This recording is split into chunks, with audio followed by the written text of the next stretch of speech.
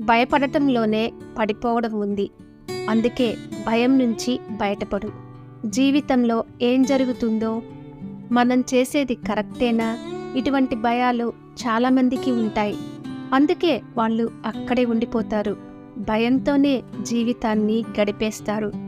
కావాలనుకున్నది దక్కించుకోలేరు. భయపడటంలోనే పడడం ఉంది బాబాయ్.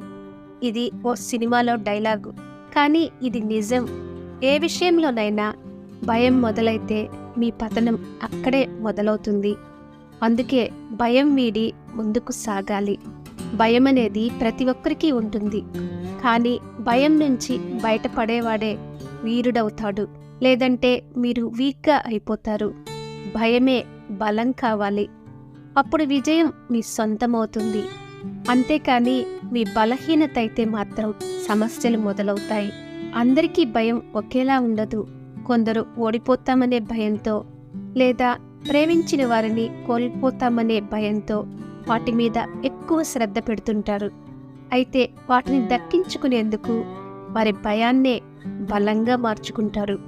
దానికోసం తగినంత ప్రాక్టీస్ చేస్తారు. అది వారి గెలిచేందుకు మార్గంగా సహాయపడుతుంది.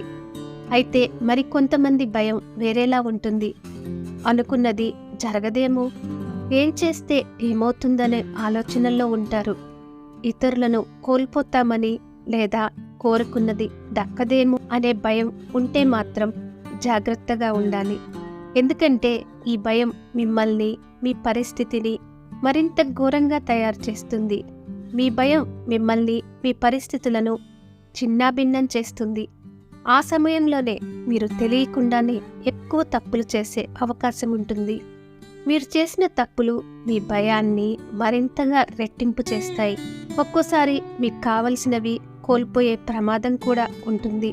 అందుకే జాగ్రత్తగా ఉండండి, అంతేకాని భయపడకండి. పరిస్థితులు దిగజారకుండా చూసుకోవాల్సిన బాధ్యత కూడా మీదే. ఏదైనా చేసే ముందు 1కి 10 సార్లు ఆలోచించి నిర్ణయం తీసుకోండి. దానికి అనుగుణంగా జీవితాన్ని సాగించండి. పొరపాటున ఏమైనా తప్పు జరిగినా దాని గురించి నిరంతరం ఆలోచించి భయపడకూడదు. మళ్ళీ అటువంటి పొరపాటు జరగకుండా జాగ్రత్త పడండి. భయం అందరిలో ఉంటుంది, కానీ దాని నుంచి బయటపడిన వారికే సక్సెస్ అనేది దక్కుతుంది. భయం అనేది బలహీనత కాదు, అది మీ ఆయుధం కావాలి. మనుషులకుండే ఎమోషన్స్లో భయం కూడా ఒకటి. కొందరికి నీరంటే భయం, కానీ మీకుండకపోవచ్చు. కాబట్టి మీకు కొన్ని విషయాల పట్ల లేదా కొందరు వ్యక్తుల పట్ల భయం ఉండొచ్చు.